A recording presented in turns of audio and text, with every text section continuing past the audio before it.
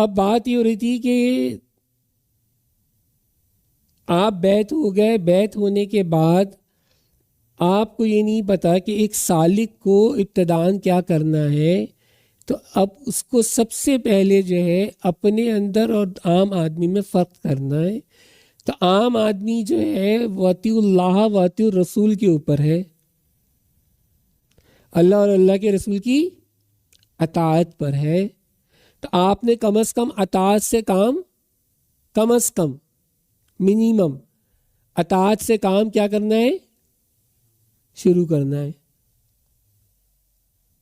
یہ آپ کا گول نہیں ہے، یہ آپ کا ٹارگٹ نہیں ہے، یہ ابتدا ہے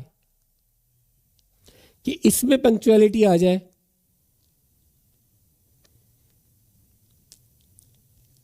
جب اس میں پنکچویلٹی آ جائے گی تو پھر آپ کا گول اور ٹارگٹ کیا ہوگا کہ آپ نے تہجد سے اپنا روٹین بنانا ہے۔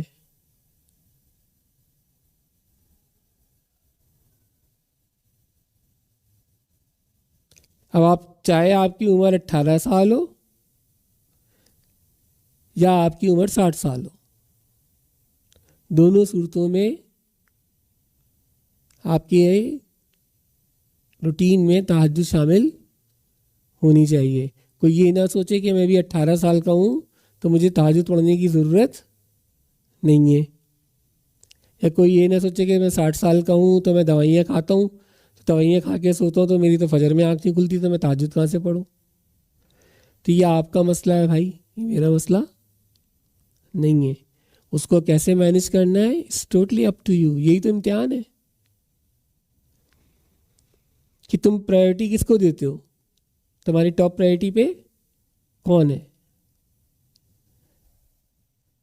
کہ سردی کے اندر تم گرم رضائی سے باہر نکلو اور نکلنے کے بعد وضو کرو، اور وضو کرنے کے بعد پھر اس کو سجدہ کرو۔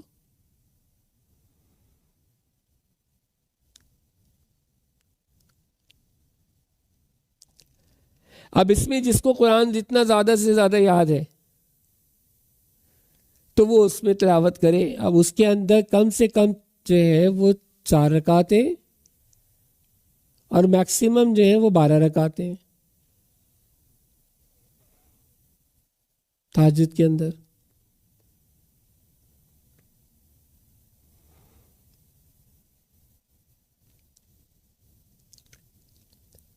اب تہجد پڑھنے کے بعد آپ کی روٹین ایسی ہونی چاہیے کہ اب آپ اس کے بعد یا تو آپ اپنا ذکر کا ٹائم مقرر کر لیجئے، ذکر و مراقبے کا، کہ آپ اس وقت سے لے کے اور فجر تک کی اذانوں تک، ٹھیک، مراقبہ اور ذکر کا وقت مقرر کر لیں اپنے لیے۔ یا پھر آپ اس دوران جو ہے وہ تلاوت قرآن پاک کا وقت مقرر کر لیجئے کہ کم سے کم آدھا پارہ یا 1 پارہ۔ اب جن کی سپیڈ تیز ہوتی ہے وہ 20 منٹ میں آرام سے 1 پارہ پڑھ لیتے ہیں، ہے نا۔ اب 20 منٹ میں اگر نارملی 1 پارہ پڑھ رہے ہیں تو میں یہ کہوں گا کہ بھائی آپ 20 منٹ پڑھیں لیکن ترجمے کے ساتھ ربع پڑھ لیں، تاکہ آپ کو یہ پتہ ہو کہ جو مینول آپ کے ساتھ آیا ہے وہ کس لیے آیا ہے اور اس کا مقصد کیا ہے۔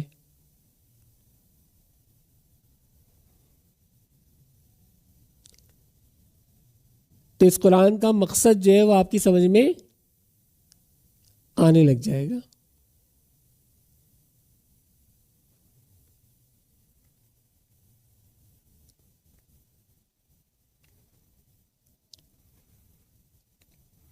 جب پڑھیں ترجمے کے ساتھ پڑھیں، جو سورت پڑھیں، جس سورت کا چلہ کریں اس سورت کا پہلے ترجمہ پڑھیں،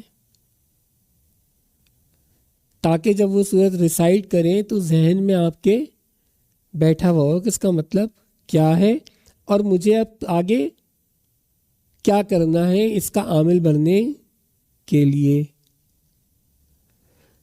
سورت کا عامل وہ ہوتا ہے کہ جو اس پر عمل کرے. اسی طرح قرآن کا بھی عامل وہی ہوگا جو قرآن پر عمل کرے. عمل جب ہی کرے گا جب اس کو ٹرانسلیشن کو کم از کم پڑھے گا. تو اس میں سمپل ڈو اینڈ ڈونٹس تو سمجھ میں آ جائیں گے نا. کوئی فقہی مسئلے مسائل میں تو کوئی مشکل مسئلے مسائل میں تو گھسنے کو نہیں کہہ رہا میں. تو واضح احکامات تو صاف صاف ہے نا, وہ تو سمجھ میں آ سکتے ہیں.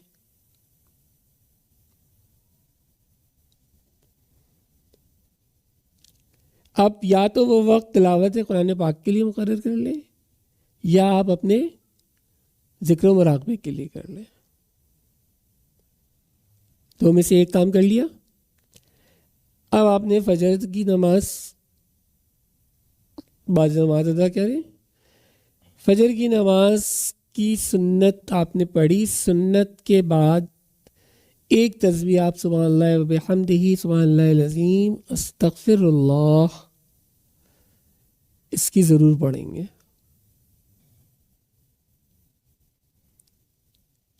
اس کے بعد آپ فرض نماز پڑھیں گے. اور فرض نماز کے بعد جو ہے پھر جس نے تلاوت نہیں کی وہ مدائمت میں اگر اس کی صورتیں ہیں,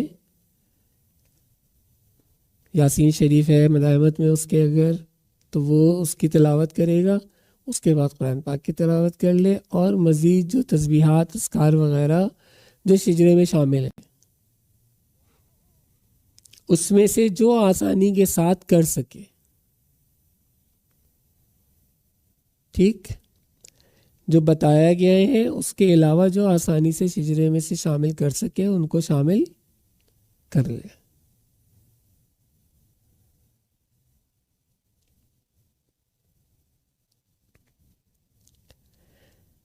اب اشراق تک وہ ضرور بیٹھے.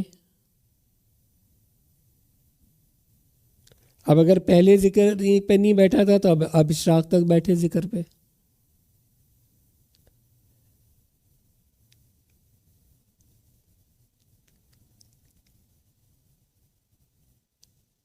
اشراق ادا کرے. اشراق کی 2 بھی کر سکتے ہیں اور 2 کر کے 4 بھی ادا کر سکتے ہیں. اسی طرح چاشت کی بھی ہیں, ٹھیک, کہ جب سورج جو ہے وہ پوری اپنی آب و تاب کے ساتھ چمکنے لگے تو چاشت کی نماز ہے. اب آج کل کی صورتحال میں ہوتا یہ ہے کہ چاشت جو ہے وہ ریاکاری میں آ جاتی ہے کہ آپ ظاہر بات ہے آفس ٹائم میں آفس کے اندر ہیں, اب جاتے کے ساتھ آپ مصلی لے کے اور کھڑے ہو گئے نماز پڑھنے کے لیے, تو یہ ریاکاری میں آ جاتا ہے. تو ہمارے بزرگوں کا تو یہ معمول رہا ہے کہ وہ اشراق کے ساتھ ہی چاشت ادا کر لیا کرتے تھے, صرف اس نیت کے ساتھ کہ ریاکاری سے محفوظ ہیں.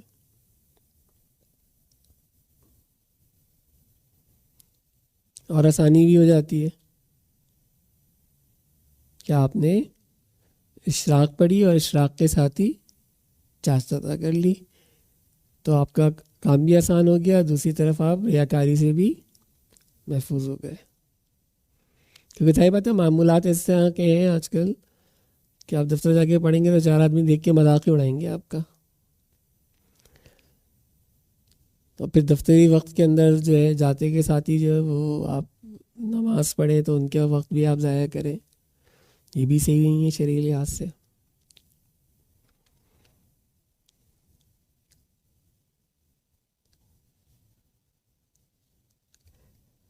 اب اس کے بعد جو لوگ اگر فارغ ہیں اور جو گھر کے اندر ہیں یا جو اسٹوڈنٹس ہیں جن کے پاس ٹائم ہے,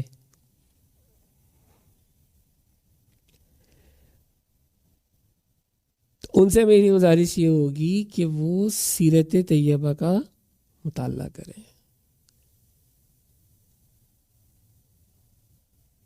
تاکہ انہیں آقا کریم علیہ الصلوۃ والسلام کی سیرت کا بھی پتہ چلے اور ساتھ میں آپ کی سنتوں کا بھی علم ہو. جب سیرت پڑھیں گے تو آٹومیٹکلی اس میں سنتوں کا ذکر ہوتا ہے.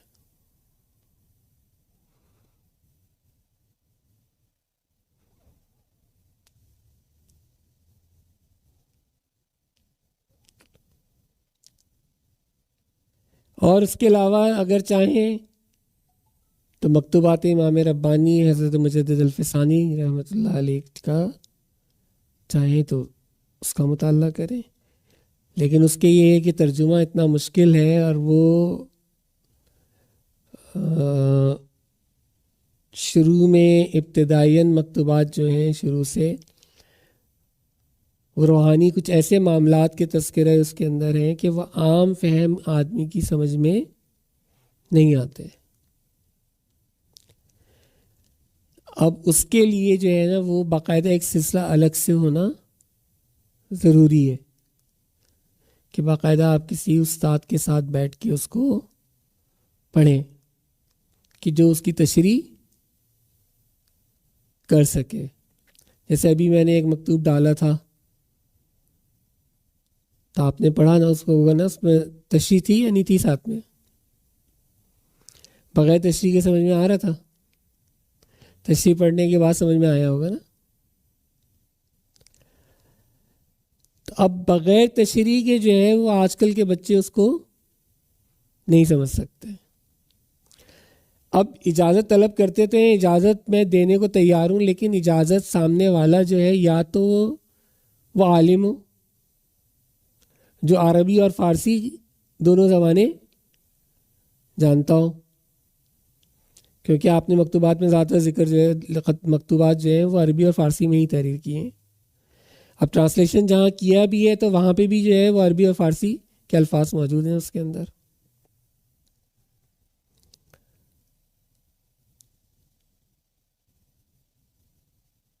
کیونکہ بہت سے ورڈ ایسے ہوتے ہیں کہ جن کو آپ ٹرانسلیٹ کر ہی نہیں سکتے، جہاں ٹرمنالوجیز آ جائیں تو ان کو آپ ٹرانسلیٹ نہیں کر سکتے۔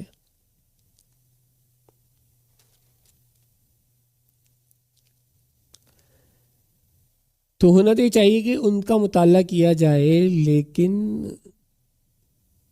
اب کیا کہیں قسمت کی اس بد نصیبی کو کہ یہ حال ہو گیا ہے کہ بچے اردو پڑھنا ہی نہیں چاہتے، وہ تو رومن ہی میں پڑھنا اور رومن میں ہی اردو لکھنا چاہتے ہیں۔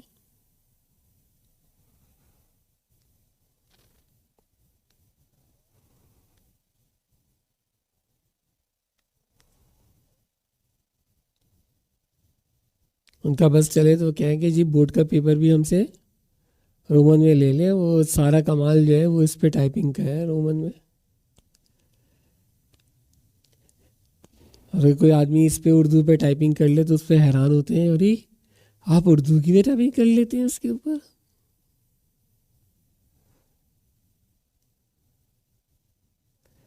آپ نے کر تو دی تھی لیکن میں پڑھ نہیں سکتا، کیوں کہ مجھے اردو اتنی پڑھنی نہیں آتی، یا پڑھ تو لی لیکن وہ سمجھ میں نہیں آتی۔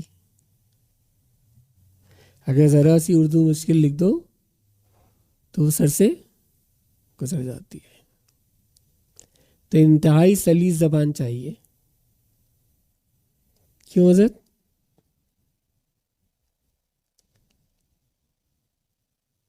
اتنا سلیس لکھتے ہیں ہم، اس کے باوجود جو سوال ہے نا سامنے سے سوال آتا ضرور ہے، پھر ہمیں اسے اور آسان الفاظ میں لکھنا پڑتا ہے۔ خیر، تو جو استطاعت رکھتے ہیں کہ جن کی فارسی یا عربی اچھی ہے تو وہ ضرور مکتوبہ شریف کا مطالعہ کریں، کیونکہ اس میں قرآن بھی ہے، اس میں حدیث بھی ہے، اور اس کے بعد ساتھ ساتھ جو ہے وہ روحانیت کے مسئلے مسائل تو سارے موجود ہی ہیں۔